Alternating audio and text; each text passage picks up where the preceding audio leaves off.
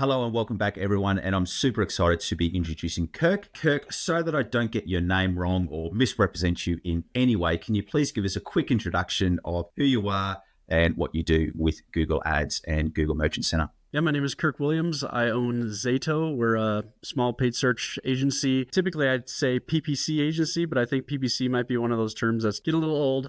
I've been doing this for, about 14, 15 years. And just expanded a little bit into paid social at one point and then decided, I hate that. Headed back into Google Ads.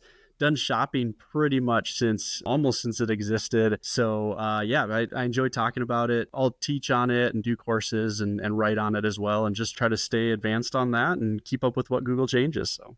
Great. And as we go through, I've got a series of questions we're going to be asking Kirk. Definitely going to be really, really focusing on the Google Ads side of it. Obviously, because we're talking about shopping feed, there's just going to be a focus for today. But just in case anyone wants to, like what they're hearing with Kirk and they want to see anything more about him, in the show notes in the description, I'm going to put all the links to where you can follow him on his different various platforms. But let's jump straight into it.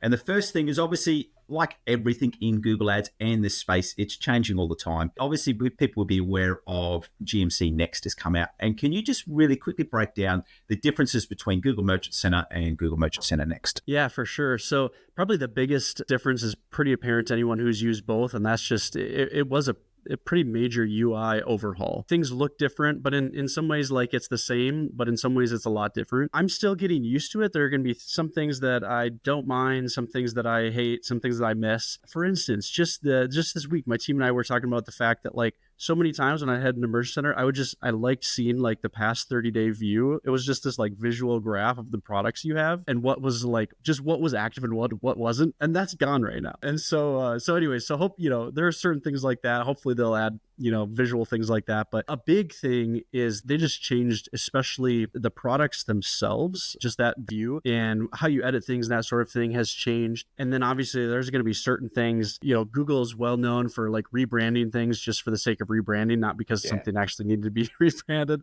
And so they changed some names, they're not called feeds anymore. We've called them product feeds from the beginning. Now they're data sources and supplemental sources or feeds, and business rules and feed rules and that sort of thing have changed around a little bit. They're still there. They're just in different places. So certain things just kind of got to get used to. So there's some new things in there like Product Studio, but Yeah. Are you able to, probably one way of, I guess probably a better way to explain it is, obviously when they brought in GA4, there was the whole visual side, but you can kind of see the underlying reason for that was to basically allow for tracking across apps and multiple domains, just as technology has changed. For GMC Next, is it very much around, I think Google's been moving this way a long time, that eventually down the track, the feed may be going and they'll just be picking information directly from the website. Is that, I guess, probably the main reason for Next, even though that's not functional at the moment? That's probably what Google will say is the main reason. I don't really know if that, to me, it's not really built around that. It's not built much differently other than knowing,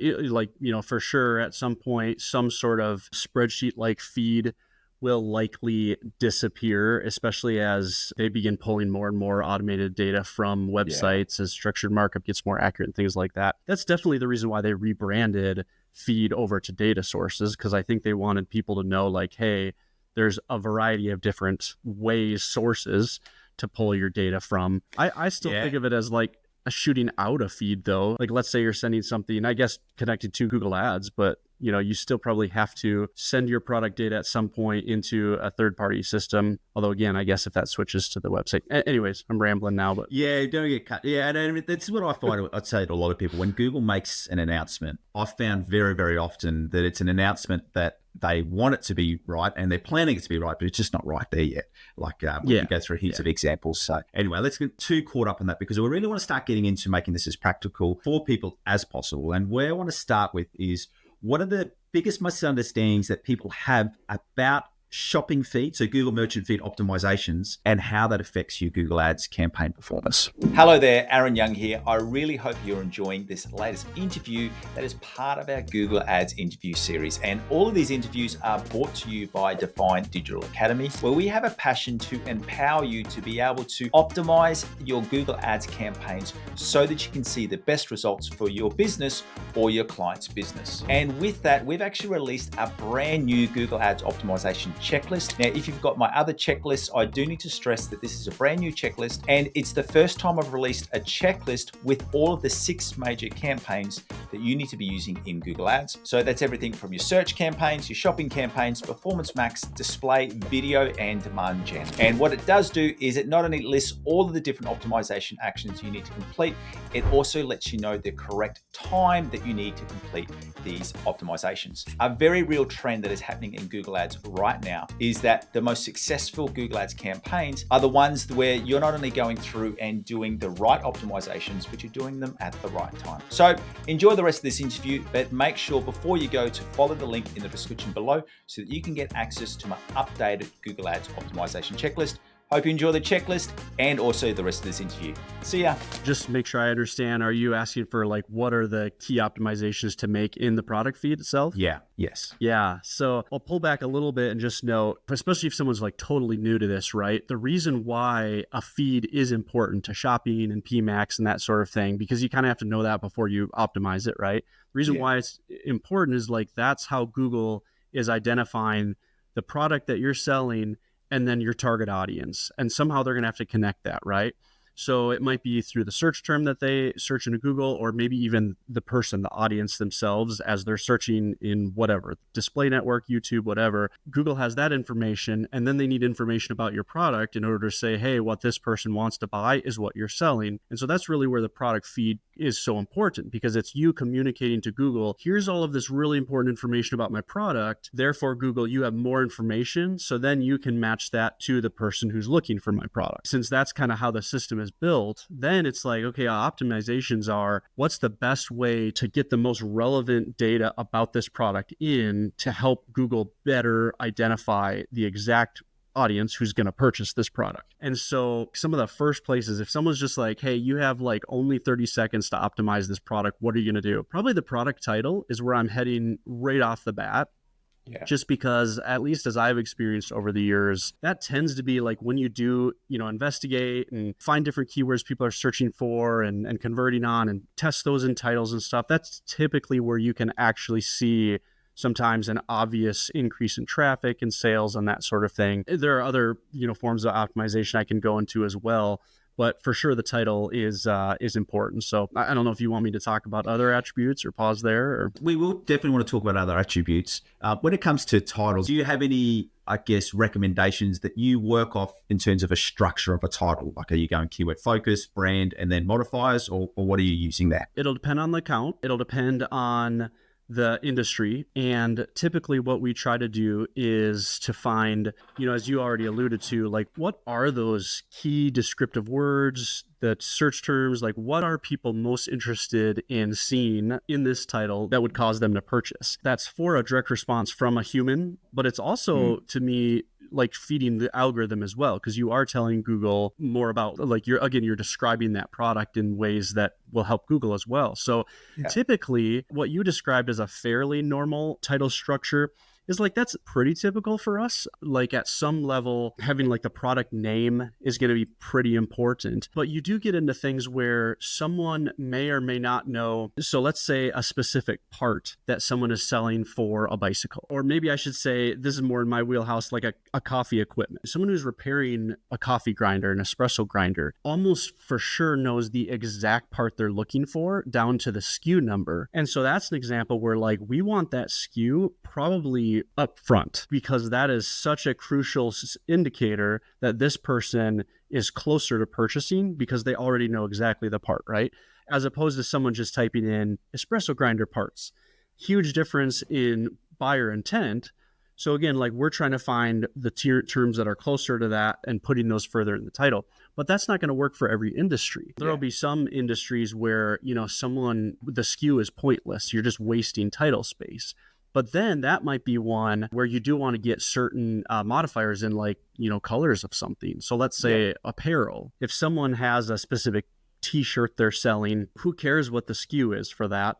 But you do want to make sure that you have green in there and the size and things like that. That's typically what people care about. So again, I think there's basic structures to have, but I think it does depend on the industry. And the last thing I'll note as far as titles then is So we'll maybe have a basic structure like that we try to build based on an industry, but then use like your search term data. And, someone listening knows how to do keyword research, stuff like that. Then we do try to think outside the box a little bit. Sometimes it's actually terms that aren't the most accurate way to describe a product, but it's what people who are purchasing, it's how they describe your product.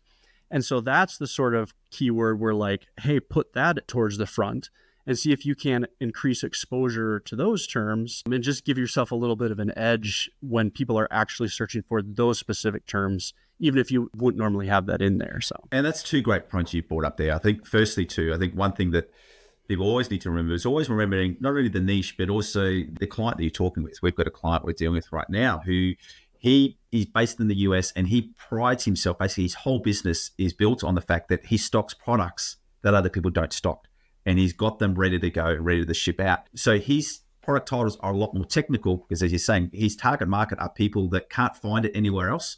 So then we don't want the high volumes. We want the real specific ones because that's what his business is built on. So I love that point there where really think about not only the business niche that you're operating in, but also how the business is operating. And that's probably one of the best optimizations that I've found with shopping feeds is looking at the search term data. And this is sometimes I've always found, I really say you'd find the same thing too, is sometimes when you're dealing with a brand that is really, really strong in their branding and really conveying that message towards, look, I know that your marketing team want to call it this, but this is what people are searching. When we've been able to push them to, can you just give us one product category to do a test on?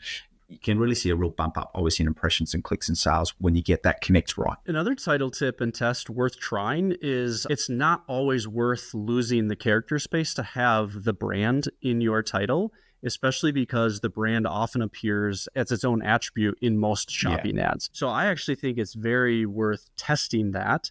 Because if you can remove brand from your title, especially if we've had some where they have a very long brand, which takes up so much important characters in the title, if you can test removing that, or at the very least pushing that to the end and having more of those important modifiers up front, if you can do that without losing any of the brand searches or the manufacturer or whatever, that can be a good way also of kind of hacking the system a little bit since you're already showing the brand and getting more of the important relevant data further up in the title. So especially if the brand isn't a major decision for the purchase, like there'll be some things, and that's where it comes back to is as well is there's obviously, I think sometimes people get so caught on a set rules, whereas the set of principles, but you've then got to make it work for the business and the market you're dealing with, and also your budgets. Like you may not be able to go after the high spending terms, so you want to go after these lower level terms because that's where you're going to see success. So that's some great points there. You mentioned there was some other optimization options. So once people start going off the product titles, where are you looking next for your big wins in terms of optimizing a shopping feed? So title is probably the biggest where you can see a fairly obvious immediate shift in like traffic and that sort of thing. Some of the others that are still worth optimizing would be description, product type. To me, like image is important, but also can be tricky in its own right. We could talk about that. And then probably like in some ways the single most important attribute, but also the one where you probably have zero ability to optimize it would be price.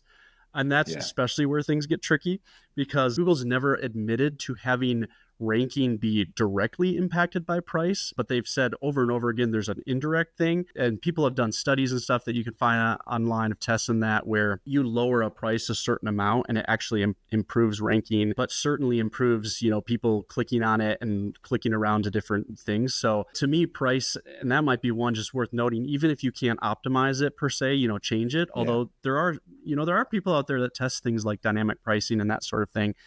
But at the very least, be very aware that when you start to see metrics changing for almost no reason, that's typically where I suggest, hey, be aware of where you're priced in the auction just to see if something's changed. So especially to me, like one of the biggest things is if all of a sudden you see conversion rate kind of drop on a specific product that's sold real well, and you can't really figure out why. One of the first places to look would be competitor prices. Have they lowered prices on your product? Because oftentimes we'll see people will still click on a bunch of those shopping ads, but now they're going over to Amazon or the other place that's now cheaper, and you'll see that conversion rate drop. And so at least being aware of price is important. While you're speaking on price there, do you have any strategies that you do implement? Because it's a fine line, because obviously you don't want to be racing to the bottom. in terms of price. But at the same time, that if the market is going there, what sort of strategies have you ever put in place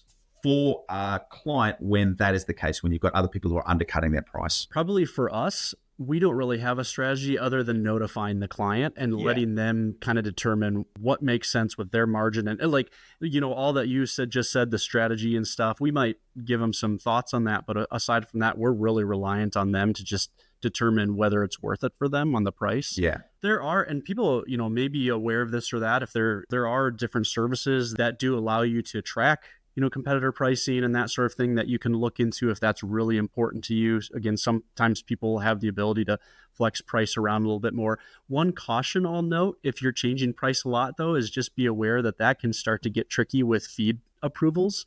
Yeah. So just kind of be aware of the fact, especially if you start showing different price to different people at different times. If Google catches that, they're going to disapprove that. So it can get a little tricky with that. All right. So let's now talk about, because obviously most people are really focused on the Google Ads dashboard side of it. Let's be honest in terms of where they're kind of going through. So just talk us through the relationship between the shopping feed success and Google Shopping, but let's probably more land on Performance Max, because that's obviously brought in a different level of what people have to think about in making sure they're getting success with their Performance Max campaigns when they're using a shopping feed coming in. So if you're working with a client, on the Google Ads side, are you starting with shopping or are you going straight into Performance Max, or what are you kind of operating through there? Yeah. So right now, we often will utilize both when we first start. Oftentimes when we're taking over a client, we are already taking existing campaigns, and then I'm a big fan of not blowing up an account. So not taking over it and changing everything too. So oftentimes what we are doing, a lot of times I still see in accounts where they just have PMax running and no standard shopping. So a lot of times we just add in standard shopping pretty immediately anyways, because even though PMax gets preferred over that, there's a lot of reasons for this, but you'll still have some incremental traffic and sales come through in a standard shopping, which to me makes sense because PMax does have limitations that you're giving it, and it's just not able to go after everything all the time. So if you have your standard shopping, kind of making sure that you're getting some of those core terms on that PMax may not always determine is a good auction they want to go after, you might still have that. There are some industries in that we still like standard shopping for, although again, like I'm a big fan of not really having always doing one thing one way or the other, but having this like best practices you like, but then kind of like, hey, if this tests differently, absolutely, we'll throw out the best practice. We do a number of like cycling type shops and that sort of thing. And just because you often have people who know exactly the bicycle that they want, the exact model and all that, that can be worth doing standard shopping where, I don't know how complicated you want to get in here, but you get kind of that query filtering strategy where it does allow you to have a few different standard shopping campaigns where you can push like someone typing just bike models. Because, for someone listening, you're not able to bid specifically on keywords in shopping. But with this strategy, you can kind of push them into one campaign that you've bid higher. So we've seen like those work fairly well. But otherwise, we have different things for PMax and that we will test and set up and stuff too in terms of segmentation, all that. But we'll use both still. Okay.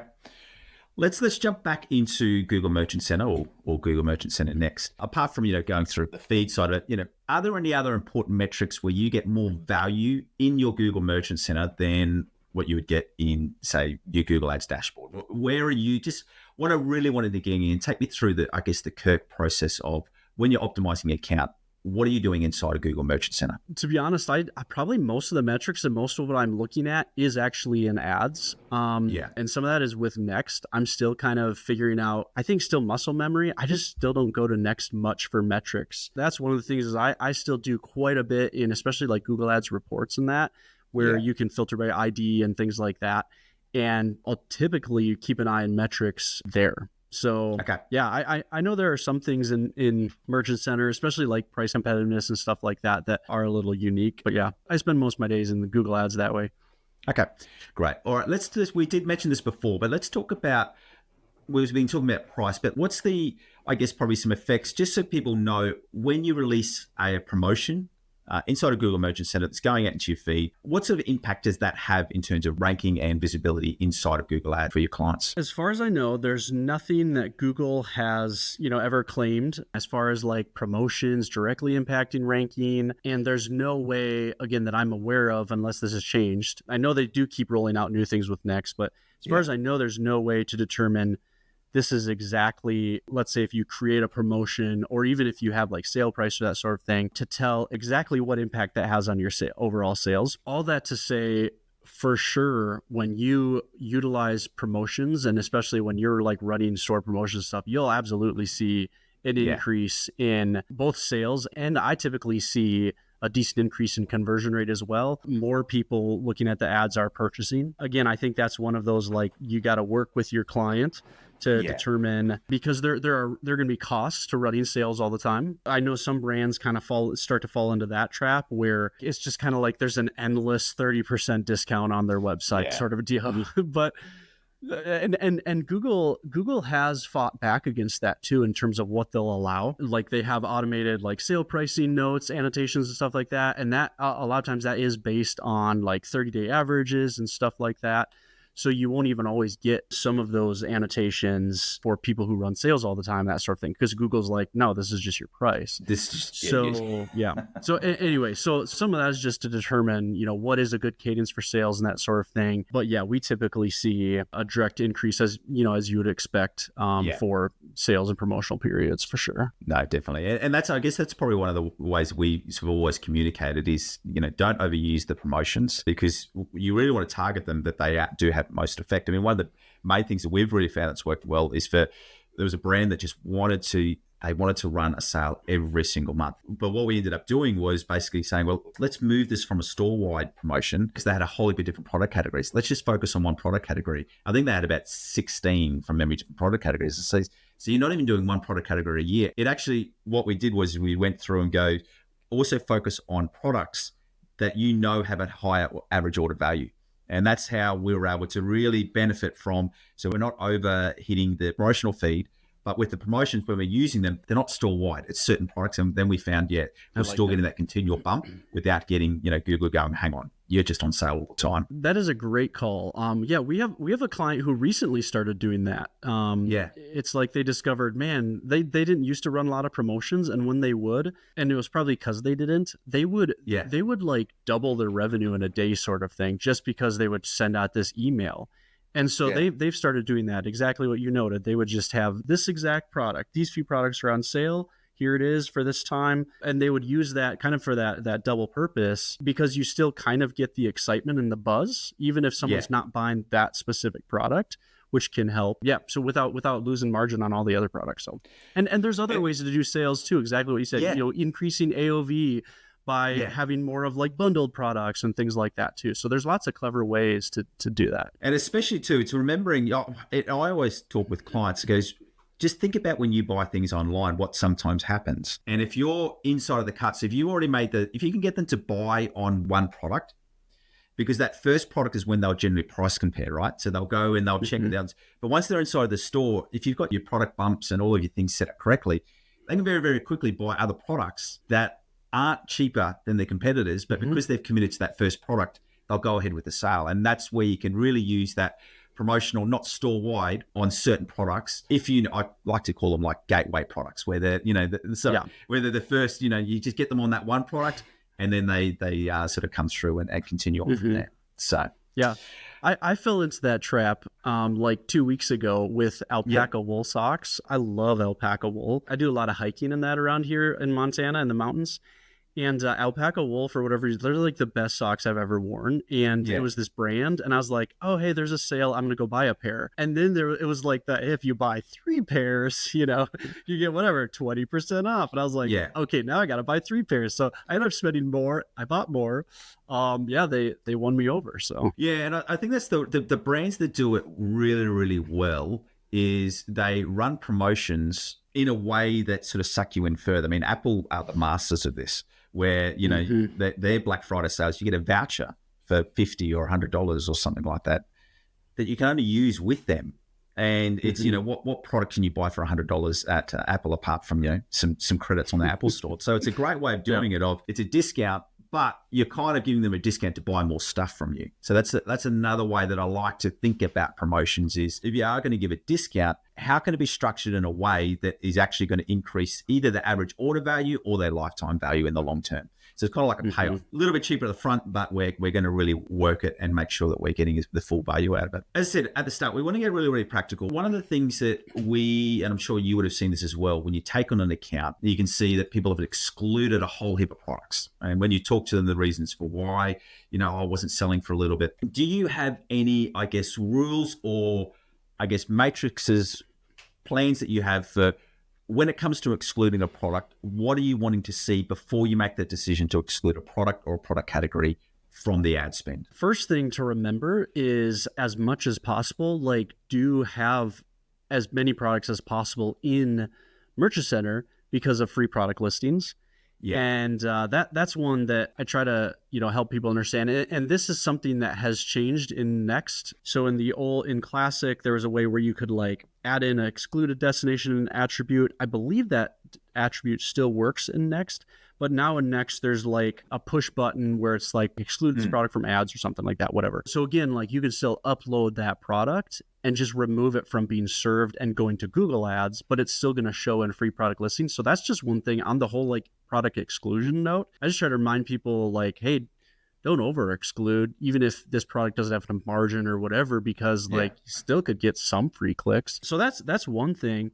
And then there's going to be some products that people forget about, but that it might not even be something that you're able to sell or not something that you're going to want to waste clicks on. So for instance, we typically never send gift cards. We just don't see them sell well. They tend to be a waste. Things like that. Sometimes there's free samples or things like that kind of get in. So just be cautious of that and exclude those. I typically always exclude out of stock. I do like keeping my feeds clean. Google is supposed to not show products in product ads that are out of stock. I have seen, this was, a few years back, so maybe they've kind of cleaned up their algorithm, but I used to see out of stock products still being shown at times. It was rare, but it still happened. But some of that is just, again, I like a clean feed. So typically out of stock products. On the stock side, I do like to note this to some clients just to kind of ponder is, I like when possible and when it makes sense. Sometimes it really does make sense if you have your, all of your stocks status and everything is just real nailed down and accurate, then, exclude sometimes out of stock or stock products that have less than 2 left. Yeah. And because sometimes what that does, and again, there's pros and cons to doing this, so it's worth a conversation, but sometimes what that does is if there are products that are selling anyways, they're going to sell regardless of whether you send people to pay for them. And then there might be issues with them being purchased on other channels or that sort of thing. So let's just keep that feed cleaned up. There can be pros and cons to that, but that's something to consider. And then probably the last kind of matrix we'll try to think through would be, there's kind of a margin discussion too that can take place, although be careful with that because, you talked earlier about products that can be gateway products or loss leaders or whatever it might be. So make sure you have your tracking down and you're really identifying, because just because a product is low margin doesn't mean that that's not a great product to bring people in. And then same thing I would say with historical performance products. So if this product is just, if you're watching your metrics there in ads and you're like, man, this product has $1,500 in spend and 1 sale, you might want to kind of do some investigatory work, which, there are some ways you can do that with attribution and keep an eye on things and that, maybe test polling it, but then, inserting it, seeing what that does to actual sales through other channels, because you do want to make sure that those products aren't actually successfully starting new customers who eventually come convert elsewhere. But that might be an example of one that you maybe exclude from the feed. Although before you exclude low performance products from the feed, I'm a big fan of resegmenting those and pushing those, push the crappy products into their own PMax campaign, shove the ROAS target way up, keep a low budget on there, so you almost don't care.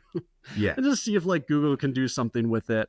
I like doing that rather than excluding. So, all right. So you just mentioned segmentation there. So I mean, are there, when it comes to segmenting different campaigns, and this could be across shopping and across Performance Max, I mean, are you typically segmenting by traffic volumes or keyword themes or actual conversion ROAS performance? Again, this will be one where I think that the setup of a PMax and campaign account, like how you think through the campaigns, can really make or break an account. Yeah. So I kind of fall in the camp of thinking like that's way more important. Well, I don't know if this is true or not, but I think it's more important than ongoing optimization. Ongoing optimization is still important. There's still stuff to do, but I just think in terms of like the impact to the brand, like setting it up poorly or well from the beginning is really gonna be better overall for the account and is really important. So we'll kind of try to process that out. I mean, we talked about that already a little bit with standard shopping and PMax and how to think about that, especially to me, if a brand, maybe this is a signal too. And if a brand tends to be extremely social and audience friendly, then possibly PMax is a decent route because you can get all those assets and Google's going to have, maybe Google's going to have a better shot at connecting like audiences of people who would be interested, as opposed to maybe a brand that tends to be a lot more like search heavy, like people specifically searching for something. So that can change how we'll think about even the decision to test standard or PMax. But then let's say PMax, you have, I mean, really the biggest reason to subdivide into campaigns as opposed to asset groups would be like geo and budget, geography, location, and budget. Although in PMax also, I guess, efficiency goals like target ROAS and CPA in that also. So to me, what that probably means is you kind of need to think through, okay, like what are my like really big main categories or even audiences that I might have different budgets, ROAS goals, things like that. And that can help you start to kind of subdivide into the bigger picture stuff. And then to me, asset groups fall within that. So as an example, like one of the ways we like to segment PMax is like by historical performance if we have it. So we might have our top products that we kind of bring into their own campaign. And then, maybe we'll subdivide into asset group by audiences, or maybe we have specific assets or whatever. Yeah. There might be other things to think through there, but that way we're really making sure. And then we just give that gas. We lower the ROAS target, we give it more budget, that sort of thing. So anyways, there's we could talk for a long time on segmentation. Yeah, no, the one thing that I've always liked to do when we're talking to brands about it is I really talk to the owner or as high up the chain as we can get in the business and then go, and I always found it's really powerful to go, what levers do you want to be able to control in your business around your product categories? So, that way you can start thinking if you've got a whole heap of products that are seasonal. So you might have, winter and summer stock. Let's put them into separate campaigns so that we can up and down the spending depending on the season we're coming to. If you're talking to businesses that they're not selling their own products, you then really need to start thinking about the different deals they have with suppliers.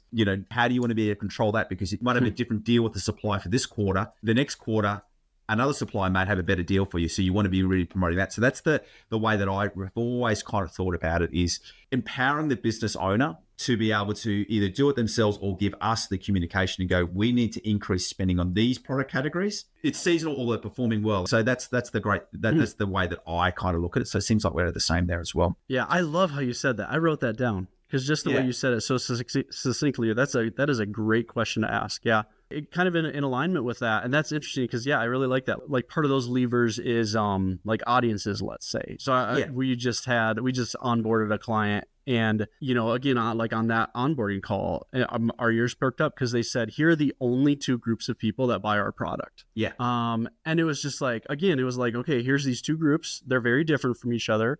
So we're gonna want to pull those out. We're gonna want different assets for them, landing pages, all of the stuff. The ability to control budget, all that stuff, because he specified that out. So we'll probably think through how that's going to impact our campaign segmentation more than if we hadn't talked through that and learned that he basically only has two audiences that purchases his product. So it's one of those things I find, like, especially when people get into like areas like shopping feed, it's really, really easy to overcomplicate it. And the message that I'm always having is I'm going, look, some things don't change. And that's why I love the comment that you said about getting the structure right. So I go, if you can get that structure right, so if you kind of understand how Google Ads works, how the different campaigns operate, it's then just a matter of working with the business and going, how can we increase spending on the areas that we perform really, really well on? How can we decrease the spending on the areas that we're not performing as well on?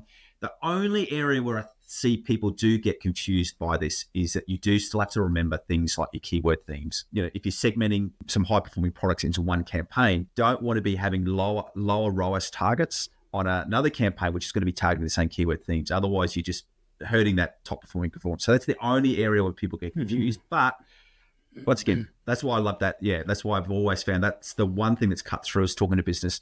Tell me the levers that you want to be able to operate, and we're going to create a campaign structure for you. Mm-hmm. Yeah, and I mean, I'll also know, especially when it comes to PMax management, it's okay to do, ask that, get as much information as you can, start on it, and then it's okay to change and adapt as you learn more. And sometimes that's what we found. It's like in certain accounts, we're just always trying to keep finding the perfect PMax strategy, if you will. So that's one thing. Don't be afraid to test, to try to think through, are there other ways to organize this and that sort of thing, to send Google off on the right track to find the right customers. But then the other thing with PMax that I just find, I'm curious to hear about this from you, but we just find like it just hits these weird plateaus and these weird struggles where it's almost like sometimes we've learned in certain accounts where if we just kind of reset it somehow, and that might be like just kind of changing up the way it's organized, or even like switching from the ROAS target back to max conversions or things like that. Sometimes it kind of seems to reset a little bit. So I don't know. Yeah, we've experienced that as well. So I have found that sometimes we will just remove the target ROAS goals or target CPA goals just to give it a reset. Having said that, though, what we're finding the best level of success with at the moment is really having two tiers in our accounts. We're really using our search and shopping campaigns to really focus in on high intent. So what we'll generally do with that is our search campaigns will be exact match for all our top converting keywords, because we know that still overperforms Performance Max, so that'll take the click. Then with shopping, we'll do a couple of things. Sometimes we do like more of a remarketing type, like adding it and doing a targeted shopping campaign to a certain list of audiences with the shopping feed set to high priority. So, and then what we were looking at doing there with Performance Max, once we've built out enough, so we generally won't use Performance Max as a lead-off campaign. When we introduce it, we're introducing it to only target on new customers, adding in our existing customers. So what we're wanting to do there is keeping shopping and Performance Max more down our sort of, what people call bottom of the funnel, warm intent. And really, because for me, Performance Max, I guess the biggest thing that people have misunderstood about Performance Max is why it was created. And it was created to see what's converting and find more similar conversions. And I think when very early people were trying to like segment asset groups by different audiences, you can't do that in Performance Max. You can't target. Yeah, they're only signals.